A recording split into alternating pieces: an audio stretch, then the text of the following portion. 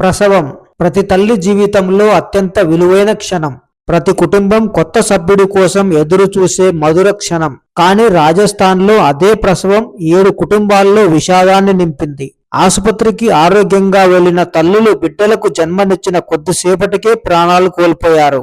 రాజస్థాన్లో ప్రసవానంతర మరణాలు ఇప్పుడు దేశవ్యాప్తంగా సంచలనంగా మారాయి. కోటాలోని ప్రభుత్వ ఆసుపత్రుల్లో 5, బికనీర్లోని ఒక ఆసుపత్రిలో మరో 2 ప్రాణాలు కోల్పోయారు. ఈ మరణాలు మే 5 నుంచి 17వ తేదీ మధ్య సంభవించాయి. ఇంకా జోధ్పూర్లోని జిల్లా ఆసుపత్రిలో 8 మంది మహిళలకు సిజేరియన్ చేశారు. వీరు కిడ్నీ ఇన్ఫెక్షన్, ఇతర అనారోగ్య సమస్యలతో బాధపడుతూ ప్రస్తుతం చికిత్స తీసుకుంటున్నారు. ఈ మరణాలకు కారణాలను కనుగొనేందుకు రాజస్థాన్ ప్రభుత్వం దర్యాప్తునకు ఆదేశించింది. ఆక్సిటోసిన్ అనే ఇంజెక్షన్ పై డ్రగ్స్ కంట్రోల్ అధికారులు అనుమానం వ్యక్తం చేశారు. ఆ ఇంజెక్షన్ లో ఉండాల్సిన ఆక్సిటోసిన్ సరైన మోతాదులో లేదని పరీక్షల్లో తేలింది. ప్రసవాన్ని సులభతరం చేయడానికి, డెలివరీ తర్వాత రక్తస్రావాన్ని నియంత్రించడానికి వైద్యులు ఈ ఆక్సిటోసిన్ ఇంజెక్షన్ ను వాడతారు. ఈ ఇంజెక్షన్లను తయారు చేసిన అమృత్సర్ కు చెందిన జాక్సన్ ల్యాబొరేటరీపై కేంద్ర ప్రభుత్వం చర్యలు తీసుకుంది.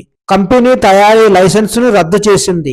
ఆ సంస్థ తయారు చేసిన ఇంజెక్షన్లను వెనక్కు తీసుకోవాలని ఆదేశించింది. రాజస్థాన్ లో వాటిని సరఫరా చేసిన డిస్ట్రిబ్యూటర్ లైసెన్స్ ను కూడా అధికారులు రద్దు చేశారు. ఈ ఘటన ప్రపంచ ఆరోగ్య సంస్థ దృష్టికి వెళ్ళింది. ఇతర రాష్ట్రాల్లో కూడా ఇలాంటి ఇంజెక్షన్లు వాడారా, మరెక్కడైనా ఇలాంటి మరణాలు సంభవించాయా అనే అంశాలపై పూర్తి నివేదిక ఇవ్వాలని WHO భారత ప్రభుత్వాన్ని కోరింది. దీంతో ఏ ఆసుపత్రులకు ఈ ఇంజెక్షన్లు వెళ్లాయో అధికారులు తెలుసుకుంటున్నారు. మరోవైపు ఈ ఘటన రాజకీయ వివాదానికి దారితీసింది. ప్రభుత్వ ఆసుపత్రులపై ప్రజలకు నమ్మకం తగ్గుతోందని కాంగ్రెస్ విమర్శిస్తోంది.